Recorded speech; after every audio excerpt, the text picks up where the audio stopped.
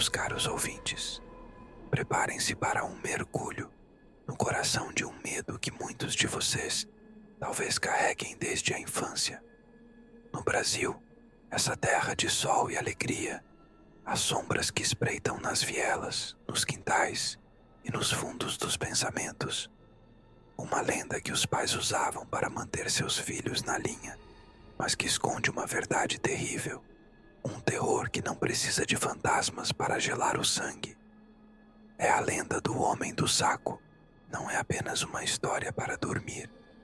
É um sussurro que se espalhou por gerações, sobre uma figura disfarçada de bondade ou de desespero, que vem para levar o que há de mais precioso.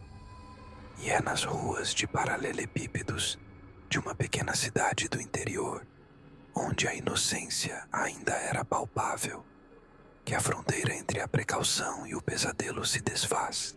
Era o ano de 1958. A pequena cidade de Itajubá, no interior de Minas Gerais, vivia seu ritmo pacato. Carros eram raros, as crianças brincavam na rua até o sol se pôr, e as vizinhas fofocavam nas calçadas.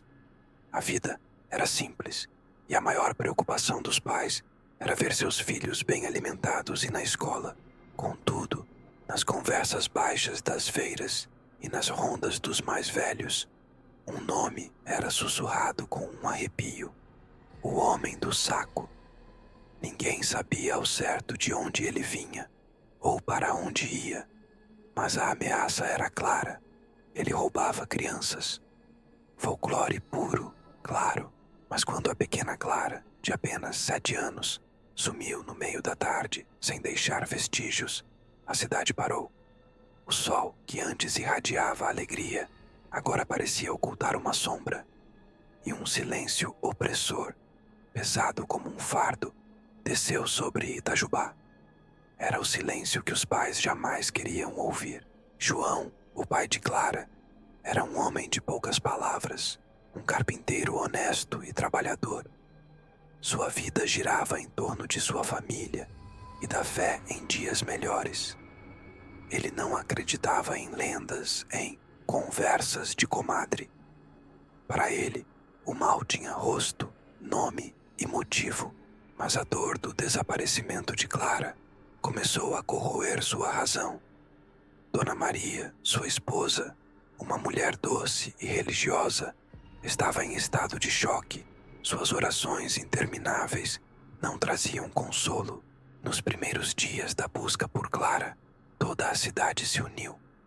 Cada recanto, cada matagal, cada poço foi vasculhado. Mas nada, apenas o vazio. E a cada dia que passava, o medo silencioso do homem do saco se materializava nas mentes dos pais. O cheiro que começou a permear as ruas de Itajubá era o mais estranho. Não era o cheiro de incenso da igreja, nem o cheiro de café fresco. Era um aroma acre de pano velho e sujo, misturado a um adocicado enjoativo, quase como se fosse de caramelo queimado ou de algo rançoso. Um cheiro que parecia impregnar a roupa dos mendigos, mas que, estranhamente, surgia e desaparecia sem fonte aparente. Os primeiros indícios da lenda se manifestaram em coisas sutis. Brinquedos de crianças desaparecidas apareciam em locais estranhos, como no coreto da praça deserta ou na porta da igreja, cobertos por uma fina camada de poeira e um cheiro metálico, como de ferrugem. Gatos de rua, antes abundantes, sumiam. E os cães, mesmo os mais bravos, começaram a uivar incessantemente durante a noite, seus latidos carregados de um pavor irracional. João tentava ignorar, atribuindo tudo ao nervosismo da cidade, à coincidência. Mas o sono começou a fugir dele, e as palavras de Dona Maria, "É ele, João, ele está por aqui", começaram a ecoar em sua mente.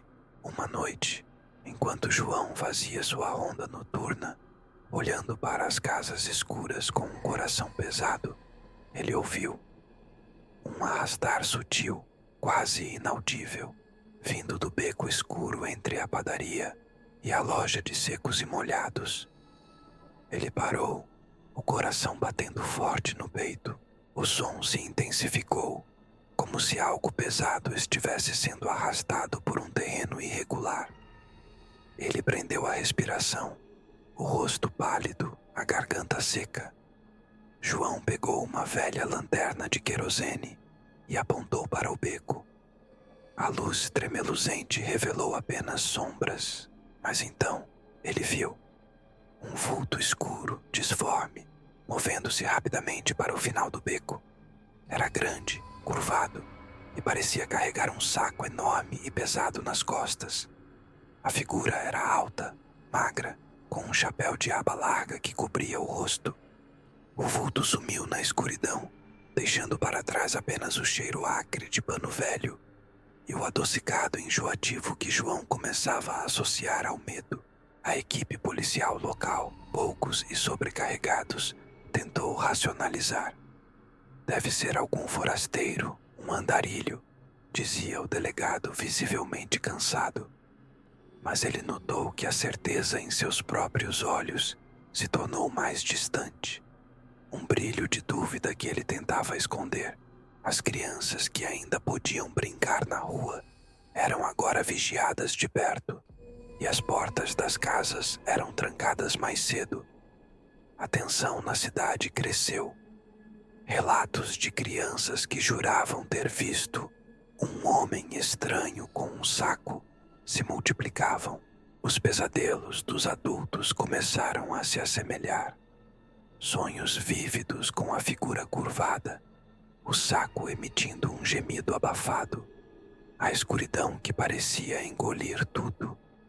O cheiro de caramelo queimado e rançoso era frequentemente sentido no ar, mesmo em dias de vento.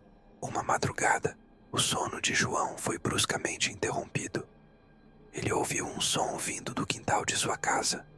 Não o vento, nem os cães. Era o arrastar inconfundível do saco, vindo de muito perto. Ele pulou da cama, pegou uma velha espingarda de caça e correu para a janela dos fundos. Lá estava ele, em meio à penumbra da madrugada. A silhueta do homem do saco estava parada perto da cerca do quintal. Ele não se movia, apenas observava a casa. O saco em suas costas parecia maior, mais volumoso do que nunca, e emitia um som abafado, quase um choro. João tentou gritar, mas sua voz não saiu. A figura lentamente virou a cabeça na direção da janela. O rosto estava oculto pela aba do chapéu, mas João pôde sentir aquele olhar. Um olhar vazio, faminto, que parecia ver não apenas ele, mas a própria essência de sua dor e desespero. E o cheiro de caramelo queimado e podridão invadiu o quarto. O homem do saco lentamente ergueu uma mão, apontando para a casa. E então ele sumiu na escuridão, tão silenciosamente quanto havia aparecido. João caiu de joelhos, a espingarda escorregando de suas mãos, seu corpo tremendo incontrolavelmente. Sua mente científica estava em guerra com o terror primário que sentira. Ele duvidava de sua própria sanidade. Estava ele sucumbindo ao delírio da dor, ou a lenda era real? Os incidentes na cidade se tornaram mais frequentes e violentos. Pequenos furtos em casas desocupadas, estranhos vultos nos cantos das ruas, e o pior, o desaparecimento de outras crianças. Não muitas, mas o suficiente para que o pânico se instalasse. As fogueiras juninas daquele ano mal foram acesas. As mães proibiam seus filhos de brincar na rua, mesmo à luz do dia. A alegria de Itajubá foi substituída por uma sombra. Na noite do último desaparecimento, uma jovem de 9 anos que havia saído para buscar água no poço da rua, João não aguentava mais. Ele não podia viver com a incerteza. Ele sabia que precisava confrontar aquilo que havia levado Clara. Ele pegou sua espingarda, um rosário de Dona Maria, e saiu para as ruas silenciosas, determinado a encontrar o homem do saco. Ele caminhou por horas, a escuridão e o silêncio da cidade oprimindo-o. O cheiro de caramelo e podridão estava forte no ar. Ele chegou à beira da floresta, um local onde a lenda dizia que o homem do saco desaparecia. Foi lá que ele o viu novamente. A figura estava de costas para ele, curvada, arrastando o saco pesado para dentro da mata fechada. João ergueu a espingarda, o coração pulsando forte no peito. Ele gritou: "Pare! Onde está Clara?"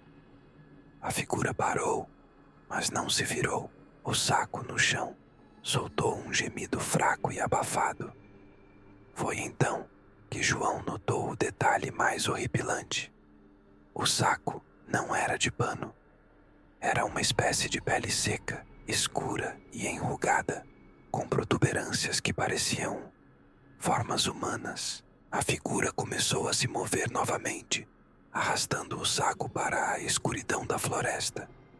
João, cego pela fúria e pelo desespero, atirou. O som ecoou na noite. A figura estacou e um gemido mais alto e rouco escapou dela.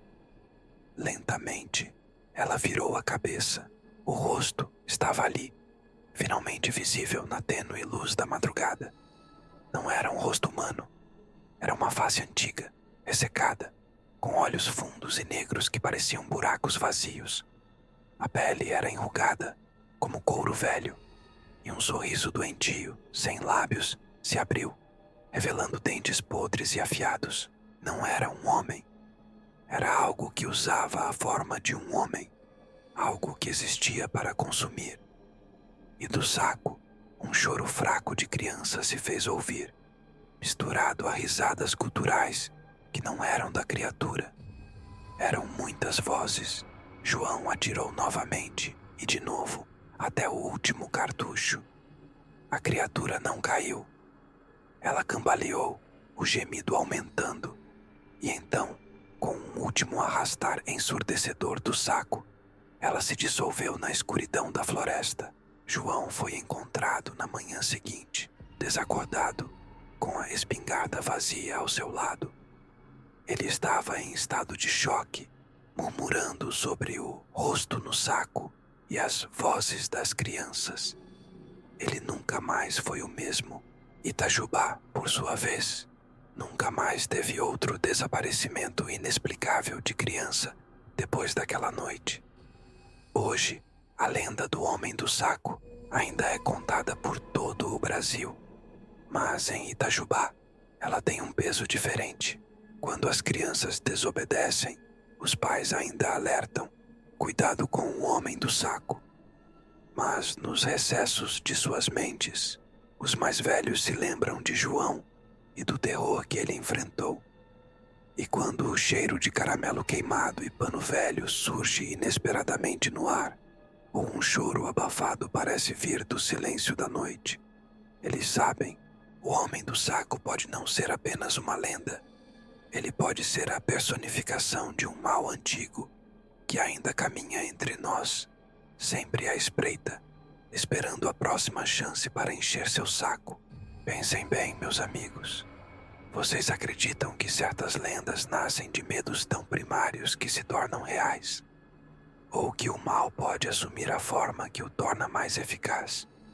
O que vocês fariam se ouvissem um choro abafado, vindo de um saco nas sombras? Cuidado, pois a infância é um tesouro, e há quem esteja disposto a roubá-lo para sempre.